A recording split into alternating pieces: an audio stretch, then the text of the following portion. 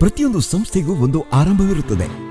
ಆದರೆ ಒಂದು ಪೀಳಿಗೆಯಲ್ಲಿ ಒಮ್ಮೆ ಮಾತ್ರ ಒಬ್ಬ ವ್ಯಕ್ತಿಯಿಂದ ಆರಂಭವಾದ ಸಂಸ್ಥೆ ಆತನ ಜೀವಿತಾವಧಿಯನ್ನು ಮೀರಿ ಉಳಿಯುತ್ತದೆ. ಪ್ರತಿಯೊಂದು ಪೀಳಿಗೆಯು ದೂರದರ್ಶಿ ನಾಯಕರಿಂದಾಗಿ ನೆನಪಲ್ಲಿ ಉಳಿಯುತ್ತದೆ. ಕಲಿಯುವ ಅನೇಕ ಪೀಳಿಗೆಗಳಿಗಾಗಿ ಅಂತಹ ದೂರದರ್ಶಿ ಆರ್ ದಯಾನಂದ ಸಾಗರ್. ಅವರೇನು ಶ್ರೀಮಂತ ಕುಟುಂಬದಲ್ಲಿ ಜನಿಸಿದವರಲ್ಲ, ಅನಿಶ್ಚಿತತೆಯ ನಡುವೆ ಜನಿಸಿದರು. ಒಂದು ಸರಳ ರೈತ ಕುಟುಂಬ, ಕಷ್ಟ ನಷ್ಟಗಳ ನೋವಿನ ಬಾಲ್ಯ. ಬ್ರಿಟಿಷರ ಆಳ್ವಿಕೆಯ ಕಠಿಣ ಕಾಲಘಟ್ಟದಲ್ಲಿ ಜನಿಸಿದ ಯುವ ದಯಾನಂದ ಸಾಗರ್ ಜನನದಲ್ಲೇ ತಮ್ಮ ತಾಯಿಯನ್ನು ಕಳೆದುಕೊಂಡು ತಮ್ಮ ಚಿಕ್ಕಮ್ಮನ ನೆರಳಲ್ಲಿ ಬೆಳೆದರು. ಬೆಳಕಿಗೆ ಎಣ್ಣೆಯನ್ನು ಸಹ ಮಿತವಾಗಿ ಬಳಸಬೇಕಾಗಿದ್ದ ಆ ದಿನಗಳಲ್ಲಿ ಅವರು ಬೀದಿ ದೀಪಗಳ ಬೆಳಕಿನಲ್ಲಿ ಕುಳಿತು ಓದುತ್ತಿದ್ದರು. ಅವರ ಬದುಕನ್ನು ರೂಪಿಸಿದ ಅಚಲ ಸಂಕಲ್ಪದ ಮೊದಲ ಸಾಕ್ಷಿಯದು. ಭರವಸೆ ಹೊರತುಪಡಿಸಿ ಮತ್ತೇನು ಇಲ್ಲದಿದ್ದರೂ ವಿದ್ಯೆಯ ಕನಸನ್ನು ಹೊತ್ತು ಅವರು ಮೈಸೂರಿನತ್ತ ಪ್ರಯಾಣ ಬೆಳೆಸಿದರು. ಅಲ್ಲಿ ಅವರ ಪ್ರಾಮಾಣಿಕತೆ ಮತ್ತು ದೃಢ ಸಂಕಲ್ಪವು ಮೈಸೂರು ಸಂಸ್ಥಾನದ ದಿವಾನ್ ಅವರ ಗಮನ ಸೆಳೆಯಿತು. ಅವರ ಸಾಮರ್ಥ್ಯವನ್ನು ಗುರುತಿಸಿದ ದಿವಾನ್ ಅವರು ಉನ್ನತ ಶಿಕ್ಷಣಕ್ಕಾಗಿ ವಿದ್ಯಾರ್ಥಿ ವೇತನ ದೊರಕುವಂತೆ ನೆರವಾದರು. ಆದರೂ ಸಂಕಷ್ಟವು ಎಂದಿಗೂ ಅವರನ್ನು ಹಿನ್ನಡೆಸಲಿಲ್ಲ, ಏಕೆಂದರೆ ಅವರ ಬದುಕಿನಲ್ಲಿ ಮಾರ್ಗದರ್ಶನ ಸಿಗಬಹುದೆಂಬ ಅಚಲ ನಂಬಿಕೆ ಬರಲಿತ್ತು. ಬಡತನವೆಂದರೆ ಸಾಮರ್ಥ್ಯದ ಕೊರತೆಯಲ್ಲ, ಅದು ಅವಕಾಶದ ಕೊರತೆ ಅಷ್ಟೇ. ಮೈಸೂರಿನಲ್ಲಿ ವಿದ್ಯಾರ್ಥಿಯಾಗಿದ್ದಾಗ ಅವರು ದೇಶದ ಹೋರಾಟದೊಂದಿಗೆ ಹೆಜ್ಜೆ ಹಾಕಿದರು. ಮಹಾತ್ಮ ಗಾಂಧೀಜಿಯವರ ಕರೆಯ ಸ್ಫೂರ್ತಿಯಿಂದ ಕ್ವಿಟ್ ಇಂಡಿಯಾ ಚಳವಳಿಗೆ ಸೇರ್ಪಡೆಯಾದರು. ಮುಂದೆ ಕೇಂದ್ರ ಸಚಿವರಾದ ಅಂದಿನ ಸಹ ವಿದ್ಯಾರ್ಥಿ ನಾಯಕ MV ಕೃಷ್ಣಪ್ಪ ಅವರೊಂದಿಗೆ ಮೈಸೂರು ಮಹಾರಾಜ ಕಾಲೇಜಿನ ಮೇಲೆ ತ್ರಿವರ್ಣ ಧ್ವಜವನ್ನು ಹಾರಿಸಿದ್ದರು. ಅವರ ಈ ಸಾಹಸ ದೇಶದಾದ್ಯಂತ ಸುದ್ದಿಯಾಯಿತು. ಬ್ರಿಟಿಷ್ ಸರ್ಕಾರದ ಮತ್ತು ಮಹಾತ್ಮ ಗಾಂಧೀಜಿಯವರ ಗಮನ ಸೆಳೆಯಿತು. ಆದರೆ ಅದರ ಪರಿಣಾಮವಾಗಿ ಇಬ್ಬರನ್ನು ಬಂಧಿಸಲಾಯಿತು. ಇದರೊಂದಿಗೆ ದಯಾನಂದ ಸಾಗರ್ ಅವರು ದೇಶದ ನಿರ್ಭೀತ ಯುವ ನಾಯಕರಾದರು. ಸ್ವಾತಂತ್ರ್ಯವು ಭಾರತಕ್ಕೆ ನೀಡಿತು ಹೊಸ ಭವಿಷ್ಯ. ಅದನ್ನು ರೂಪಿಸಲು ಅವರು ತಮ್ಮ ಇಡೀ ಜೀವನವನ್ನು ಸಮರ್ಪಿಸಿದರು. ಒಬ್ಬ ಪತ್ರಕರ್ತರಾಗಿ ಜನರ ಚಿಂತನೆಗೆ ಹೊಸ ದಿಕ್ಕು ನೀಡಿದರು. ಸಾರ್ವಜನಿಕ ಸೇವಕರಾಗಿ ರಾಜ್ಯದ ನಿರ್ಮಾಣಕ್ಕೆ ಮಹತ್ವದ ಕೊಡುಗೆ ನೀಡಿದರು. ಸೃಜನಶೀಲ ದೂರದರ್ಶಿಯಾಗಿ ಅವರು ಕನ್ನಡ ಚಲನಚಿತ್ರರಂಗದ ಬೆಳವಣಿಗೆಗೆ ಮಹತ್ವದ ಕೊಡುಗೆ ನೀಡಿದರು.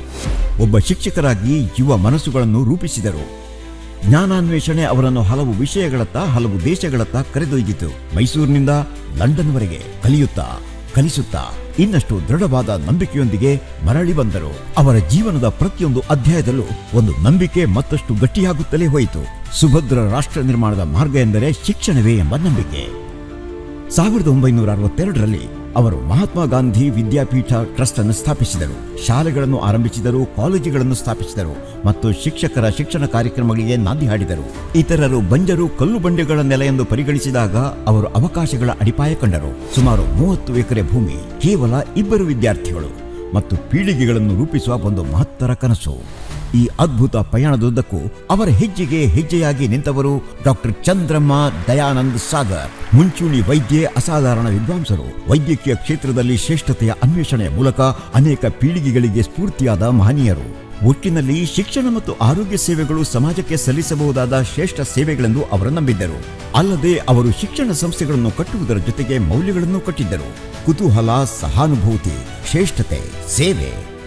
ಕೆಲವು ಕನಸುಗಳು ಅವುಗಳನ್ನು ಕಂಡವರೊಂದಿಗೆ ಕೊನೆಗೊಳ್ಳುತ್ತವೆ, ಆದರೆ ಶ್ರೇಷ್ಠ ಕನಸುಗಳು ನನಸಾಗಿ ಮುಂದುವರಿಯುತ್ತವೆ.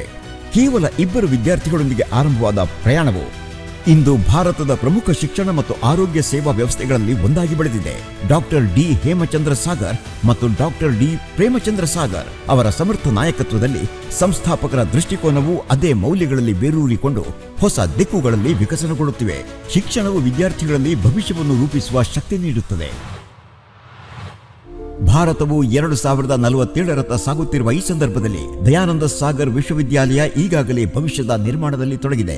ಕೃತಕ ಬುದ್ಧಿಮತ್ತೆ ಮತ್ತು ಉನ್ನತ ಸಂಶೋಧನೆಯಿಂದ ತೊಡಗಿ ಆರೋಗ್ಯ ಸೇವೆ, ಸುಸ್ಥಿರತೆ ಮತ್ತು ಜಾಣ ತಂತ್ರಜ್ಞಾನಗಳಲ್ಲಿನ ನವೀನ ಆವಿಷ್ಕಾರಗಳವರೆಗೆ ನಾಳಿನ ಜಗತ್ತಿನಲ್ಲಿ ಕೇವಲ ಯಶಸ್ಸು ಸಾಧಿಸುವುದಷ್ಟೇ ಅಲ್ಲ, ಅದನ್ನು ವ್ಯಾಖ್ಯಾನಿಸುವ ಪದವೀಧರರನ್ನು ಸಿದ್ಧಪಡಿಸುತ್ತಿದೆ.